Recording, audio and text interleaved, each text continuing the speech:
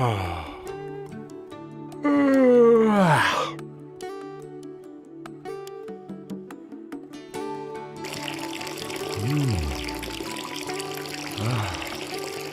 egun, ezin gara komunontzirik gabe bizi. Hari esker, gure gorputz hondakinak higienez iristen dira saneamendu sarera. Baina beti, ez da hola izan. Milaka urtean, hondakinek ez zuten arazorik sortu. Jendea kokaleku txikietan bizi baitzen, eta inguruneak erraz zurgatzen zituen. Baina hiriak agertzean, saneamendua planifikatu behar izan zen.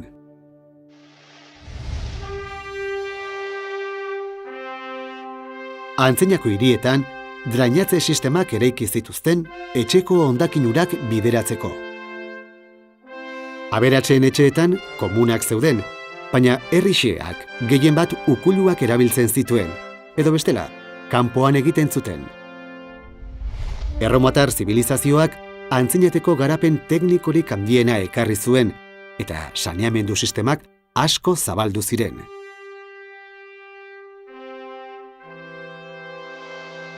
Hiri haiek estoldak zituzten.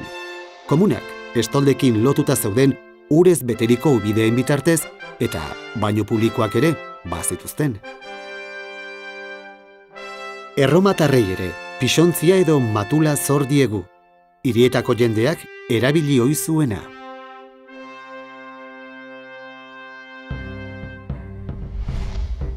Erdi Aroan, Espainian, erresuma kristauek eta alandalusek era desberdinean erabili zuten ura.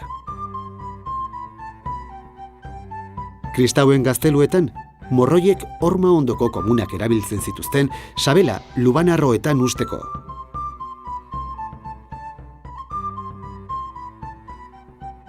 Jaun-andreek aulki berezi bat erabiltzen zuten. Hau da, barruan pixontzi bat zeukan altzari artistiko bat. Hirietan, bainu publikoak zeuden, baina 11. mendean, Gaztelako Alfonso VI errege kristauak bainuak itxi zituen jendea arabiartuko zelakoan. Nekazariek, aurpegia eta eskuak soilik garbitzen zituzten, urak gorputza biguntzen zuelakoan. Arabiarraek ordea, Al-Andalusen, ubideak egin zituzten, ura lurrazpiko biltegietatik kontsumo tokietaraino eramateko. Estolden bidez, hondakin urak bideratzen ziren, eta bainu publikoak ere egin zituzten. 300 bainutik gora izan ziren Kordoban 10. mendean.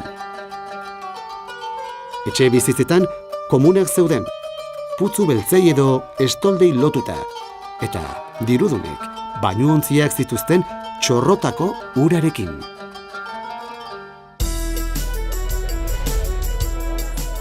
Aro modernoko hiriak osasunerako kaltegarriak ziren. Jendea metatua bizi zen, kontsumo ura kutsatua zegoen eta ez zegoen higienerik bat ere. Ondorioz, gaixotasun infektagarriak erraz zabaltzen ziren. Udal arauak egoera hobetzen saiatzen baziren ere, zaila zen gauzak aldatzea. 1678an, Parisko polizia buruak etxe guztietan komunak jartzeko agindua eman zuen. Baina jendeak pixontzien edukia leihotik behera botatzen jarraitu zuen. 18. mendearen 2. erdira arte, Europan ez ziren komun publikoak eraiki. Ez da, sabela usteko kupelak jarri ere, jendea asko ibiltzen baitzen kaleetan. Azkenean, detrituak biltzeko, hobi estankoak eraiki, hobiak aldian behin garbitu, eta hondakinak kanpoaldera eramaten hasi ziren. Baina hori, ez zen aski izan bakterioek eragindako kutsadura ezabatzeko. 1830etik aurrera, kolerak Europa hondatu zuen. Kolerari aurre egiteko, funtsezkoak izan ziren John Snob doktorearen azterlanak. Berak frogatu zuen, gaitzak bazuela zerikusia hondakinurek kutsatutako ura edatearekin. Baina agintariak ez ziren aurkikuntza garrantzitsu hartaz berehala konbentzitu. 1840etik aurrera, Hamburgo, Paris eta Europako beste hiri batzuk estoldasare modernoak eraikitzen hasi ziren. Mende bukaeran konponbide onena iritsi zen. Hau da, ur zisterna duen komunontzia saneamendu sareari lotutakoa. Komunontzia ordea, etzen 19. mendean asmatu. Aurkikuntza askok bezala, atzean ibilbide luzea du. Gaur egungoen antzeko lehenetariko komunontzia, ur deskarga eta guzti, Nososko jauregian aurkitu zen, Kretan eta Kristo aurreko 20. mendekoa da.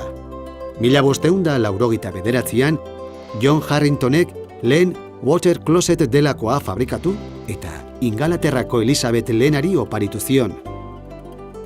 Baina, ez zuen arrakastarik izan, ur asko erabiltzen ez bazen, kiratsa izugarria baitzen.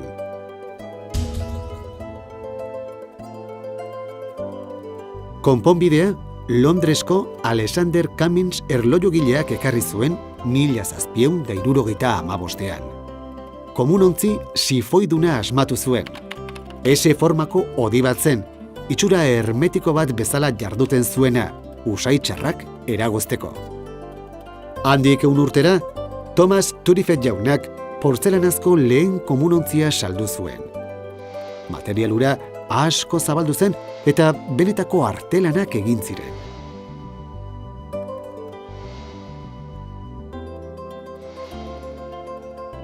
Eduard eta Clarence Scott anaiek komuneko paper biribilkia estatu batuetan zabaldu eta modernotasuna iritsi zen. Gaur egun, mundu osoan erabiltzen da. Mende hasieran, higieneari behar bezalako garrantzia eman zitzaion mendebaldeko herrialdeetan.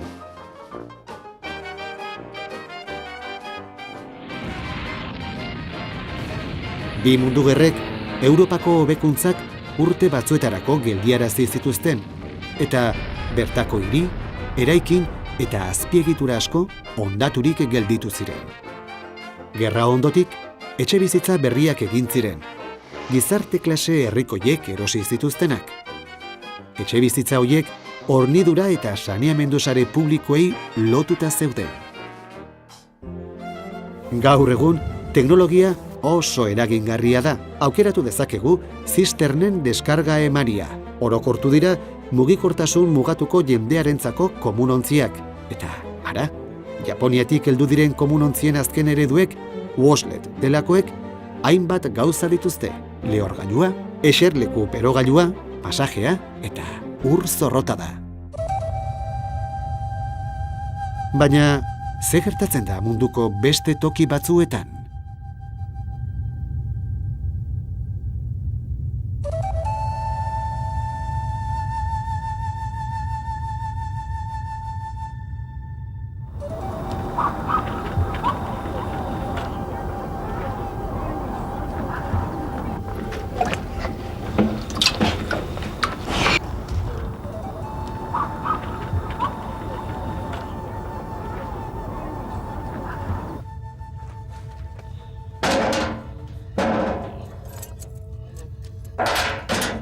Están constituidas por 2 recipientes, en uno de los cuales se hace la digestión y en el otro se hace la infiltración, para lo cual una de ellas es permeable y la otra es impermeable. Estas fosas son construidas bajo tierra, como ustedes pueden observar, y luego por encima se instala ya el baño correspondiente, pero el funcionamiento de estos baños es bastante bueno, como ustedes han debido verificar en los otros casos. No hay olor porque la digestión está garantizada y también la infiltración, en tal que la gente está bastante conforme y contenta con que se haya dotado de este servicio básico a sus familias tan necesitadas. Nuestro trabajo más específicamente ha sido hecho en la parte no vista, y esta parte se la hemos dejado un poco a la iniciativa y a la creatividad de cada uno de los usuarios. ¿Y contento con el baño ahora? ¿Funciona bien? Sí, funciona bien, trabaja. Antes no tenía baño, ¿cómo se las arreglaba? Sí. ¿Cómo? ¿Dónde hacías? Yo en esta parte hacía eso. En cualquier parte. andaba ya corriendo.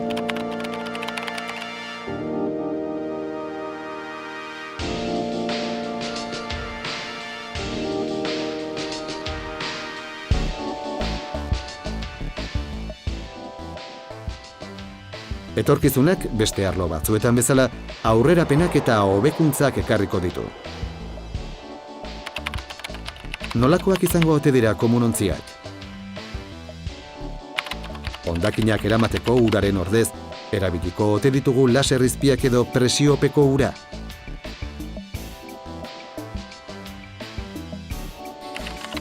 Egingo ote dugu algekin komuneko papera hondakinak berehalaxe arazteko? Utziko ote diegu hondakinak sortzeari pilulekin elikatuko garelako?